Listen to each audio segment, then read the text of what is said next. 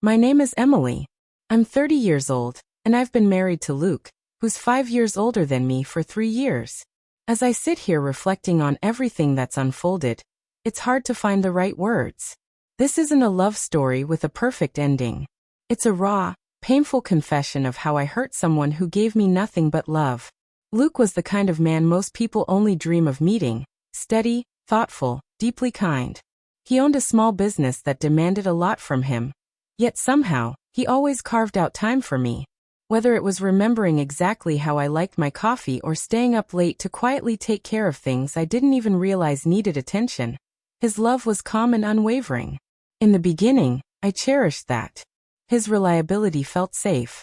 I felt seen, cherished, deeply respected. But over time, something shifted in me.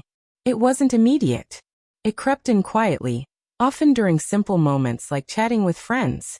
They'd share stories about their partners planning wild surprises or spontaneous trips. I'd listen, nodding along, smiling, and pretending I didn't feel a tiny stab of comparison. Social media made it worse. Every scroll was filled with beautiful couples on exciting adventures, radiating romance and energy. It slowly started to eat away at me. I knew I had something rare, but part of me began to wonder, was it enough? Was I missing out on something more thrilling? Those questions became whispers in my mind. At first, I dismissed them, told myself I was just being silly, ungrateful even. But the thoughts stuck around. They grew louder. I started questioning whether I truly deserved the life I had, or if I was sabotaging it out of some deep insecurity. Then came the night everything began to fall apart. It was supposed to be a fun evening out. Drinks, laughter, music with friends. But I drank more than I should have. One drink turned into another, and soon I was floating in a haze of alcohol and emotions I hadn't fully understood. When I got home, Luke was there, just like always, waiting to make sure I was okay.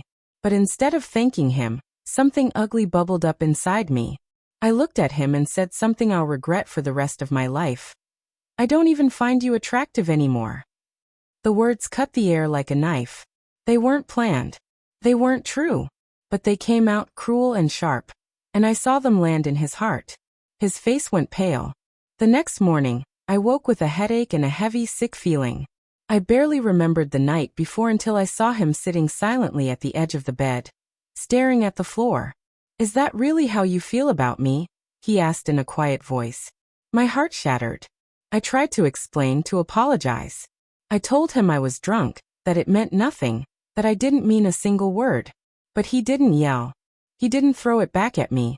He just nodded slowly, stood up, and left the room. That quiet walk-away cut deeper than any fight ever could. Everything changed after that. Luke didn't bring it up again. He didn't argue. He didn't blame me. But he pulled away in the most heartbreaking way. The little gestures that once filled our days, his sweet texts, his evening smiles, his soft laughter, disappeared. In their place was silence. Cold, heavy, unspoken silence. I tried to make things right. I cooked for him, left notes, reminded him of who we used to be. I tried to reconnect in every way I could think of, but he kept his distance. Even when I reached for him in bed one night, hoping we could find our way back through physical closeness, he gently pulled away. "Not tonight, Emily," he whispered.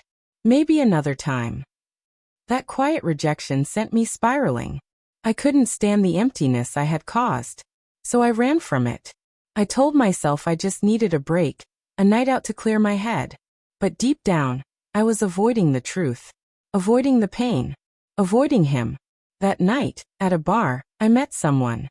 He was confident, charming, and offered the kind of attention I hadn't felt in a long time. He made a casual remark, "Rough night?" And I should have walked away. But I didn't. I let myself be pulled into the comfort of his attention. I let the validation soothe my guilt. And I let him kiss me. The instant it happened, shame washed over me like a wave. It wasn't passion, it was pure regret. Then I saw Luke, sitting in his car, just across the street, watching. He didn't say a word. He didn't storm in or cause a scene. He simply rolled up the window and drove away. The next morning, I clung to the hope that maybe, somehow, we could still fix this. That he'd be hurt, but willing to talk. Willing to try. I found him in the kitchen. He looked calm, but when he spoke, it felt like the final nail in the coffin. You showed me last night what I mean to you. What our marriage means to you. I broke down. I cried. I begged. I told him it meant nothing. That I was confused, lost, full of guilt.